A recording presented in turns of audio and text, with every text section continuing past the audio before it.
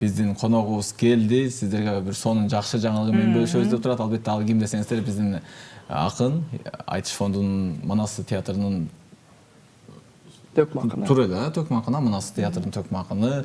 Жакында бир сонун жаңылыгы бар экен, Нурсултан Малдыбаев биздин жаш жигит. Ассаламу алейкум. Алейкум ассалам. Кандайсыздарбы? Жакшысыздарбы? Кош келдик. Кутман таңыңыз менен. Рахмат, бирге болсун. Алгач эле биздин кыргыз элибиз менен амандашып алсаңыз, андан ары маегибизди алга карай уласак. Ассаламу алейкумдар, арбаңыздар. Баарыңыздардын бүгүнкү күнүңүздөр ийгиликтүү, жемиштүү, берекелүү болгон болсун. Эфирге чакырып, концертте убактыңыздарды бөлүп, сиздердин да чакырганыңыздарга чоң рахмат. Кудай буйрса, жалпыңыздарга ийгилик. Чоң рахмат. Негизи эле бизде ушул таң сыр берүүсүндө алгачкы эле сурообуз, дайыма эле ушундай таң эрте турасызбы? Бүгүн кыйнап койбодукпу? Жок, эрте турам мен. Абдан жакшы экен, э? Ооба. Алгач эле Нурсултан мырзанын чү дегенде эле жана жаңылыгынан баштайлычы, анда жакында өзүңүздүн шоу кесип концертиңизди берип турасызбы? Даярдыктар кандай болуп атат? Даярдыктар жакшы, Кудай буйрса. Шоу кесип концерт деп биз биринчи жолу берип атабыз. Өзүбүзгө айтыш өнөрүнө келген убактыбыз дагы көп болгон жок го. 5 жылдын жүзү болсо керек, ары кетсе. Анан кээ бирөө ойлошу мүмкүн, илгери 30 жыл өткөндөн кийин 30 жыл сахнада 55 жыл деп берип атышат. Ошентип бериш керек эле, булар такшалыш керек эле деп. Бирок баары биринчи тепкичти басгандан экинчи тепкичти баскан сыяктуу. Бул нерседен биз өтүшүбүз керек деп ойлойм. Буга чейин Баян Акматов, Кутман Садыкасов деген Төкмө акындардагы концертин, жеке чыгармачылык концертин элге тартуулаган. Эми жаш кезде бардык нерсени кылып алыш керек болуш керек деп ойлойм. Жакшы Элнура Иманалиев агайыбыздын жакшы сөзү бар го. Жаш жаңылса оңолот дейт. Кемчилик болсо жашырып, жакшысы болсо ашырып алып алган биздин эл бар да. Анан кийин 30-40ка чыгып да жаңыла берсек, анда болбойт. Анан Кудай буйрса алгачкы концертти Кудайга тобокел деп башты байгеге тигип өткөзүп атабыз. Кудай буйрса жакшы өтөт деген дагы ишеничтебиз. Даярдыктар акырын, Кудай буйрса филармониянын кассасында билеттер сатылып атат. 60%дай сатылып бүтүптүр билеттер, Кудай буйрса. Дагы 2 жуманын жүзү бар. Анан бизде бул жака айтыштын күйөрмандары, айтыш сүйгөн элдер, өнөр баккан элдер келет. Айтыштын өзүнүн белгилүү бир өлчөмдөгү күйөрмандары бар.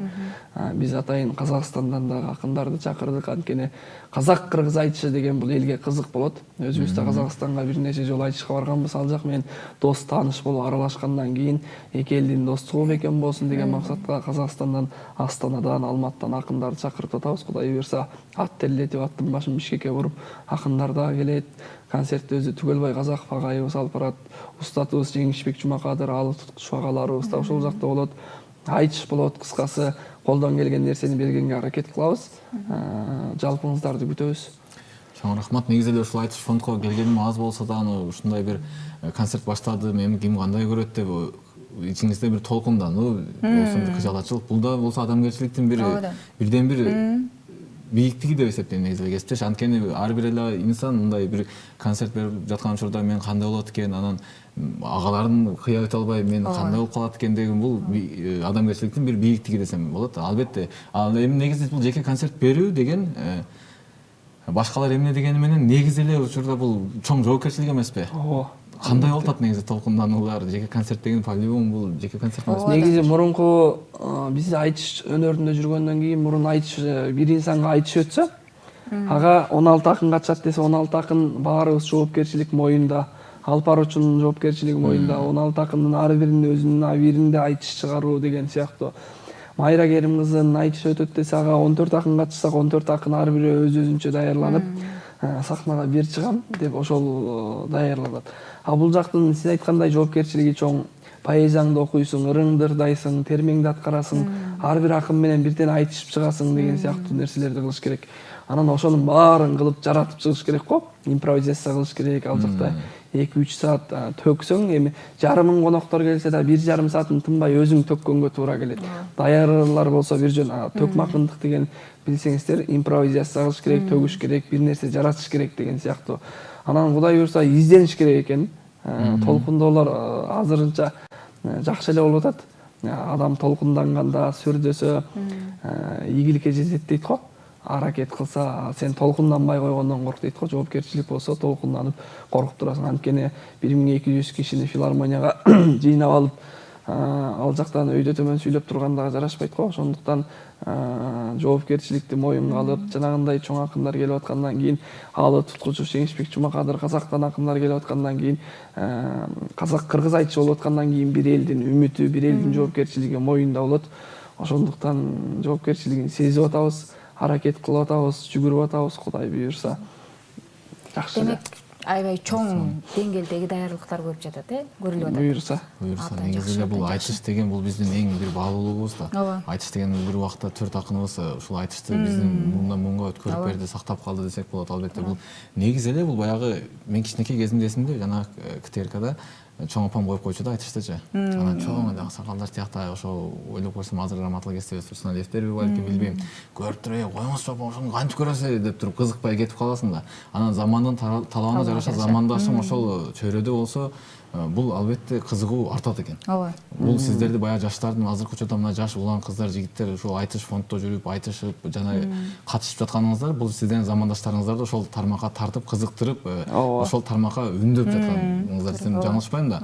Албетте мен буюрса бул концертте ойлойм, жалаң эле баягы орто муун, чоң муундар эмес, мен ойлойм жаштар деле анткени кызыккандардын арасында мен да бармын. Мен аябай кызыгып атам, кандай болот экен көрөйүнчү ушул Нурсултан Алдыбаевдин шоу-кезүү концертин. Анткени бир замандын тили менен айтканда азыр Инстаграмда аябай популярдуу болуп жатат бул Нурсултан мырза. Бир башкача төгүп чыкпадыңыздарбы, бир болбосо. Ал 3 жигит да концертте болот, Кудай буйрса. Аягында үчөөбүз жабабыз, Кудай буйрса. Анткени сиз айткандай жаштарды да тартып алыш керек. Улум эми айтыш бирок улуу мундун өкүлдөрү көрөт дегенге кошулбайм. Мисалы, айтыш бул кыргыздын операсы да, мындайча айтканда. Айтыш кыргыздын салты болсо, наркы болсо, баалуулуктар баары айтыш менен камтылат да. Анан биз кийинки балдарга сиңирип турушубуз керек. Бирок улуу мундун өкүлдөрүнөн дагы айтышты көрбөгөн адамдар бар да. Кичүү муундан да көрбөгөндөр бар. Улуу муундардан көргөндөр да бар, кичүү муундан көргөндөр дагы бар. Анан айтыштын кээ бирөө операга кызыкса, кээ бирөө айтышка кызыгат, кээ бирөө театрга кызыгат, кээ бирөө эстрадага кызыгат. Ушундай эме адамдар бөлүнөт экен. Бирок мен кыргыз деген, таза кыргызмын, мен деген, Манастын урпагымын деген кыргызда сөзсүз айтыш десе жөн турбайт, көкбөрү десе жөн турбайт, кымыз десе жөн турбайт, эт десе, той десе жөн турбайт го. Кыргыздын каны кызып турат да. Бул ар бир кыргыз айтыш десе баары бир башкача көрөт болуш керек деп ойлойм да. Анан сиз айтып өттүңүз, Кудай буйрса, мен дагы кызыгып атам деп. Сиз өзүңүз дагы келсеңиз, Кудай буйрса, сиздерди дагы күтөбүз, Кудай буйрса. Анан кызык кылганга аракет кылып атабыз, өзүбүздүн жаңы чыгармаларды аткарып чыгабыз. Башын театр менен баштап, анан ар жагын айтыш менен улантып кетели деп атабыз. Эми баарын айтып салсам болбойт, калганы концертте болчу деп атабыз. Негизи эле жанагы бул айтыш фондун азыр орду аябай чоң. Бул Садык Шерниязов агасында орду чоң, ушуну баягы таанытып, элге баягындай кызыктырып, азыр дээрлик бир 80%, жана көрбөгөндөрдүн арасында 20% толуп калса, бир дээрлик 80% айтыш дегенде мына азыркы заман тили менен айтканда YouTube'дан эле просмотрлардан байкасаң болот да. Көп аябай, айтыш дегенде просмотр аябай сонун кетет негизи. Бул демек жаштардын, чоңдордун, деги эле азыркы замандын элдердин көпчүлүк басымы ушул айтышка кызыккан кез экен да негизи. Туура келет. Жакшы азыр. Раматылык Элмирбек агайларыбыз ушул эмеге жетти окшойт. Баягы ойлогондой максаттарга жетти окшойт деп ишенем да мен анткени. Анан жанагы мына чет өлкөдө жана УЕФС өзүнүн баасын аябай көтөрүп, бир билеттерин аябай кымбат кылса деле барбай, барабыз деп эле ушинтип кирип калышпадыбы? Биздин бааларыбыз кандай болуп атат? Көтөрүлүп атат негизи ушул. Баада бул жакта баада турган эч нерсе жок. Биз ал жактан пайда таап алалы, же андай кылалы, мындай кылалы деген эч нерсе жок. Баасы кадимки эл катарында эле коюп атабыз. Негизи баасын 6000 сом кылып койсоң да келчү эл келет. 60 сом кылып койсоң да келбечи адамдар келе берет. Көбүнчө келбеген адамдар, концертке келген адамдар билетин алып келе берет, анан келбеген адамдар жатып алып жаза беришет. Ой, мындай экен, тигиндей экен деп. Көп биз өзү кыргыз эл сынчы элбиз го. Ооба. Бирөөгө сын айтканды жакшы көрөбүз, сыртынан сүйлөп турганды жакшы көрөбүз. Концерттин билети орточо 700 сом. Ал элдин өзүнүн чөнтөгүнө дагы туура келет болуш керек. Өзүнүн филармониянын арендасы деген нерсе, формалар, коноктун келип кеткени, аны мунусу Кудай буйрса, ал нерселерди жагабат. Өзүнчө спонсор болуп берип аткан агалар дагы бар. Көтөрүп берип аткан.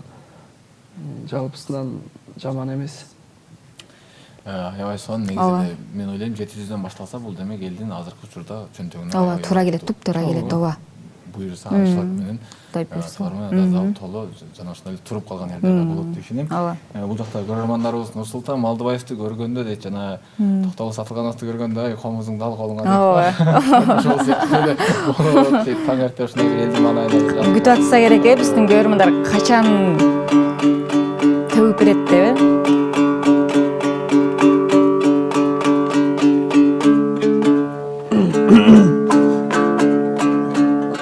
Ырдай жүргөн балалыгымдырда бир жаңы чыгармалардын бири концертти аткарабыз Кудай буйрса.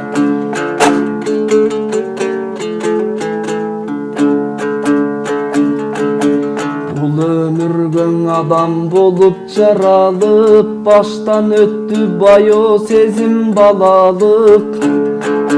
Баткак кечкен андагы кез азыр жок, бардыгыбыз туш тарапка тарадык. Ата көрсөк алкыш менен баталып, алыс эле бизден кайгы капалык. Айылыбыз чаң королуп турса да, адамдардан сезилчү эле тазалык. Кызыл тартып күнгө күйгөн жүзүбүз, кызык эле анда көргөн түшүбүз. Чурулдаган бир топ балдар чогулуп, чүкөң ойноп коро челек үчүбүз. Кой кайтарып уяйдамай ишибиз, коктуларда калган чыгар изибиз. Алып келсем омпосуюн энекем, ал олончу кубангандан ичибиз. Түшчүң элек айылдагың арыкка, сүзчүң элек каршың аккан багытка. Кезиңер деп ойноп күлчү кубанчу, кеп айтчы эле кемпир менен абышка. Эмнегедир түшүн алган эмесмин, эх балдар деп үшкүрүнүп калышса. Байкуш жандар бир үшкүрүп алганго, балалыгы калган үчүн алыста. Ал убакта таш дегеле мончобуз, апам жуунтам дегенде эле коркобуз. Ары бери качып колго карматпай, андан үйдө башталчу эле чоң согуш. Акыр көнүп апам 2-3 чапканда, азап эле түшкөн сындуу капканга. Корого эле койчу мени жуунтуп, короч эмес азыркыдай акчамда. Эшек минип тезек терген күндөрүм, кызыгы жок акча байлык дүйнөнүн. Көз алдыма сүрөт болуп тартылат, коктуларда кой кайтарып жүргөнүн. Ачык болчу кучагыдан эшиги, андан эч ким бекитчү эмес үйлөрүн. Нан түгөнүп калган кезде үйүмдө, кошунада бар деп калчы түңүлбө. Бир нан берип турсун дедиң апам деп, мен жүрчү элем кошунамдын үйүндө. Жалгыз нандын кесип берген жартысын, жан дүйнөсү толгон экен шүгүргө. Кошунадан нан алганды мындай кой, үйлөрүнө кирбей калдык бүгүндө. Таңкы жети сепаратор дырылдап, сүт тартчу элең апам жалгыз ырырдап. Жылуу төшөк коюнунан тура албай, мен жатчу элем эркеликтен кыңылдап. Энекемдин буркулдаган жармасы, ден соолукка тийчүң экен пайдасы. Ойноп келсем балдар менен эшиктен, дастаркону кадимкидей жайначу. Эшек минип тезек терген күндөрүм, кызыгы жок акча байлык дүйнөнүн. Көз алдыма сүрөт болуп тартылат, коктуларда кой кайтарып жүргөнүн. Ачык болчу кучагыдан эшиги, андан эч ким бекитчү эмес үйлөрүн. Ал убактын асыл эле адамы, азыркынын жакшысындай жаманы. Çurkuratып же самордун түтүнүн, бизге айтып кептеринин түзүгүн. Дем күч берип менде эрке балага, деп койчу эле айланайын күчүгүм. Бөлүп берип көмөч нандын бүтүнүн, байкуш апам өзү жечи күкүмүн. Карегимден тең айланып турчу эле, карыганда аламын деп түшүмүн. Улуулардын жолун тосуп кесчү эмес, улууларда жаман нерсе дешчү эмес. Кийиз тепкен адамдарды көрчү элем, кишилердин азыркыдай тепчи эмес. Адамдар аз алуу учурда кепчи эмес, апа келер кыйындыкты сезчү эмес. Анда бози чечкендерди көрчү элем, азыркыдай кийимдерин чеччи эмес. Улам балалыктан алыстап, улууларга жакындадым карыштап. Андагыдай аруу кессер азыр жок, аттиң арман кайда калды табышмак. Андагыдай толуп ташпай дарыя, азайды оң акыл айтар карыя. Намысты төмөн коюп бул кезде, ар бир ишти кылчу болдук жарыя. Анда коюн айфон менен алмаштың, азыр бизге толгон бале жармаштык. Эшке чыгып ойной турган бала жок, эч көтөрбөйт жер төшөктөн жамбаштык. Ал кездегиң оюн чукту чаң басты, ата-эне да билет уулун алдашты. Кола берип ыйлап жаткан балага, колдоруна телефонун карматты. Азыр бизге жетпегендей арулук, алдыбызда тепселгендей баалуулук. Бала кезде чын ниеттен иш кылсак, бардык нерсең оңолчудай жаңырып.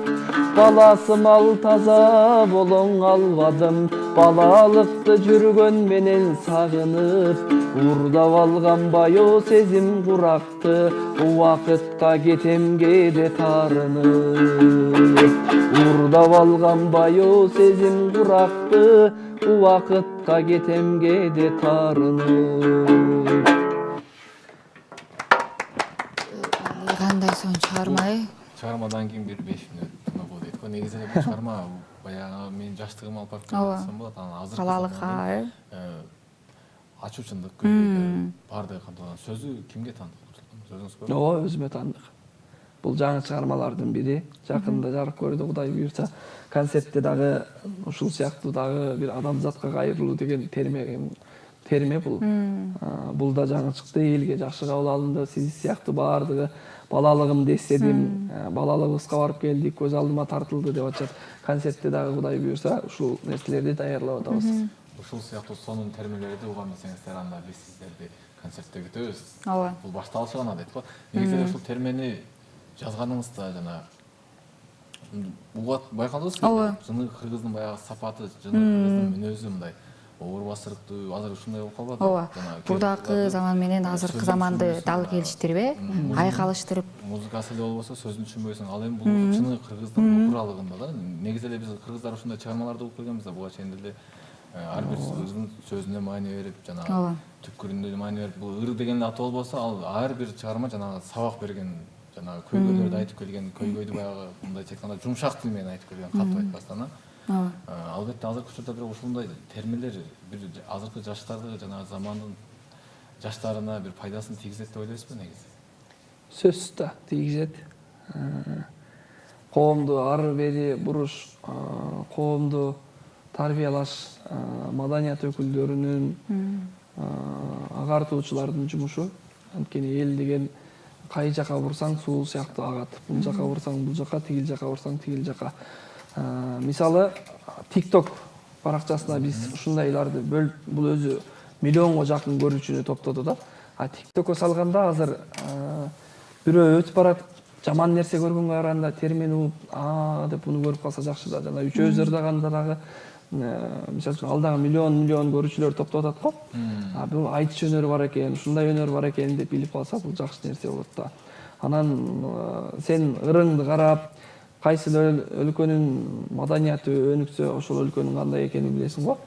Ыр менен илгери бешикте жаткандан баштап баланы биз ыр менен тарбиялаган элебиз го. Бешикте мындай жок, курсакта жаткан кезинде ыр менен тарбиялап. Япондор ошондой экен. Япон деген эл бар го. Курсакта жаткан баласын курсагын сылап, япондун ырын угуп, ошол сиңирип, музыка боюнда бар кош бойлуу аял япондун музыкасын угат экен. Анткени сиңип кичинекей бала япон нукура өзүнүн улутун сүйгөн бала болуп тарбиялаш керек деп. Бизде дагы ошондой бар да. Мисалы үчүн Манасты укканбыз. Алды ыры, бешик ыры, шырылдаң деген кичинекей кезден баштап тарбиялап бешик ырын ырдайбыз. Кийин шырылдаң, бекбекейди ойноп чоңоет. Андан кийин Манас угуп чоңоет деген сыяктуу.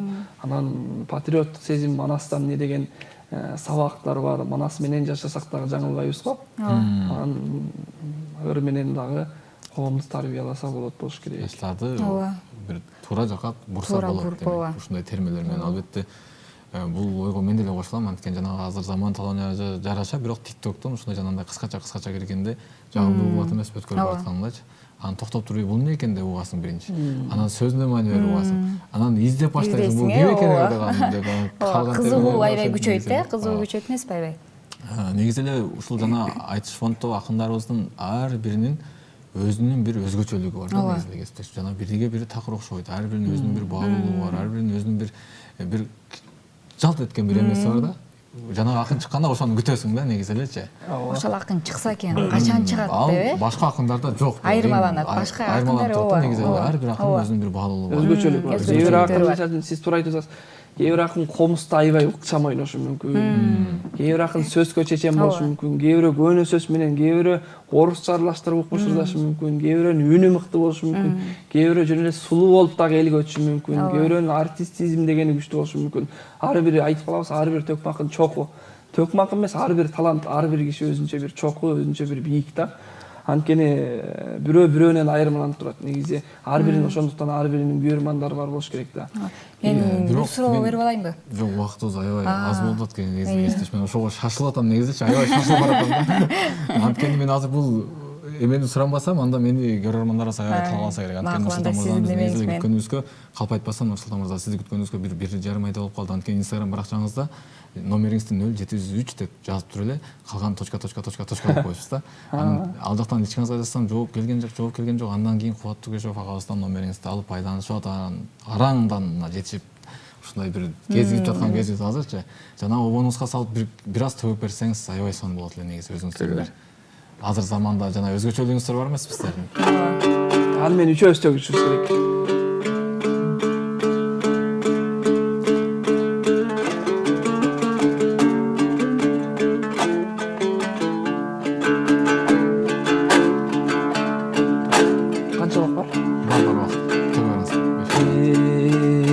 Ырдайын аңдаң ырымды да калкыма кылып сыйымды.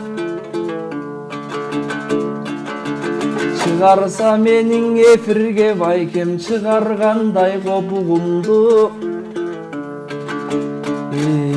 Көптөн бери таппайм деп байкемдин арманы мага туюлду. Көрөсүң улуң өнөрдүн төкмө акындардын үнү да бүгүн эфириңерде угулду. Эң атайын келип бул жерге менден асыл кептер сунулду. 7-чи ушул каналга мына жергемдин көнү бурулду. Санаттың айтып мен бүгін қалқыма садаға қылам ей ырымды.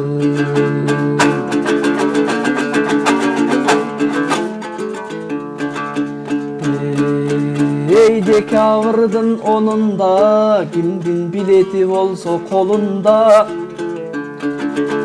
Мен силерди күтөмүн тиги Чүй проспектинин боюнда. Кыргыз казак айтышы да кылымдан келген сонунда. Акырын келген баламын мына акындардын тобунда. Түгөлдөп андан айтабыз халкым барындагы жогунда.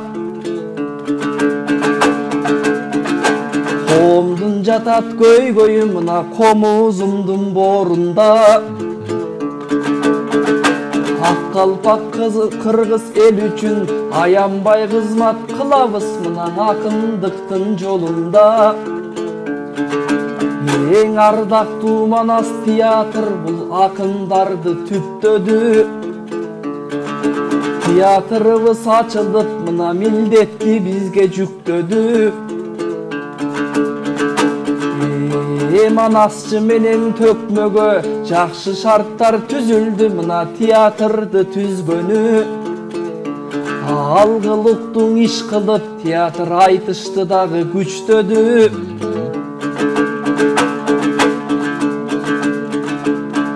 Мен сыяктуу жаштар да иштеп жатат ал жерден, анан оозунан кетпес сүттөрү. Онундан эй калкым күтөбүз ай, ошо жаңылык азыр эй биздеги.